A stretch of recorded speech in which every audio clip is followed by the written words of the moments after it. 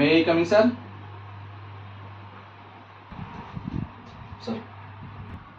Sir ഇൻവെസ്റ്റിഗേഷന്റെ final report ആയിട്ടുണ്ട്.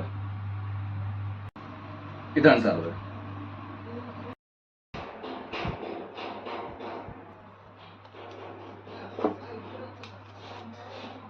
നടന്നതിന്റെ വ്യക്തമായ തെളിവുകളും സാക്ഷിമൊഴികളുമായിട്ടുണ്ട്.